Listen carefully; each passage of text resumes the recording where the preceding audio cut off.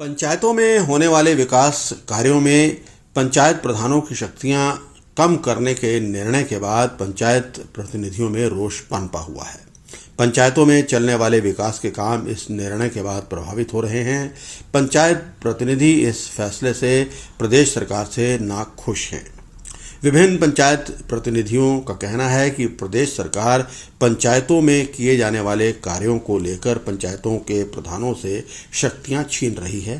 पंचायत में होने वाले विकास कामों के टेंडर प्रक्रिया हो या फिर निर्माण सामग्री खरीदने संबंधित काम, बीपीएल सूची में चयन प्रक्रिया करनी हो, इन सभी कामों में पंचायत प्रधानों की शक्तियां छीन ली गई हैं और ये सही फैसला नहीं है। इनका कहना है कि पंचायतों में विकास के काम इसकी वजह से प्रभावित हो रहे हैं। हमारी वैलिडिटी है, प्रधान कहाँ से एंड करेंगे?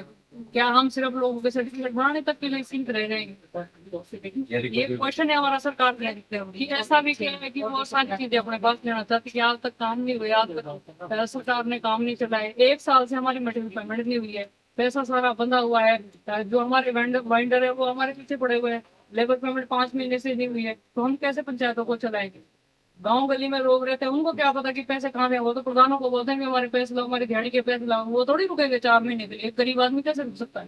तो अपने जो सरकार की स्कीमें होती है उनको सुचारू रूप से चलाता है। अब जो स्थितियां उत्पन्न हो रही है, अब बताइए कि प्रधान के पास शक्ति क्या रहेगी, पावर क्या रहेगी है, जिसके कारण वो पंचायतों की काम करेगा हर चीज में। अब मैंने अभी पीछे से देखा कि जो काम में पेंडिंग है कि वो ब्लॉक स्तर से काम है। अब पेंडिंग का देखो ना कि कारण रीजन यही है। अब मान लो हम नील कोर्टनेस नहीं ब्लॉक स्तर की लगाई जाती है, तक ये होंगी, कितना टाइम लगेगा? 6 महीने हम लोगों के कार्य में रह गए हैं।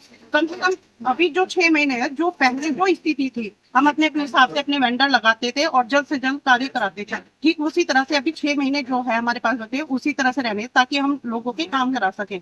वरना यह है कि इसका तो हट जाना। देखो, अगर प्रधान भुगतेंगे तो हमारे साथ साथ सरकार भी भुगतेगी, चाहे वो एमएलए हो चाहे वो सरकार हो। जब हम गाँव में लोगों के हम काम नहीं करा पाएंगे तो फिर लोग क्या संतुष्ट होंगे हमसे? तो हमें तो कोई भी अपने घरों में नहीं घुसने देगा इस हालत में।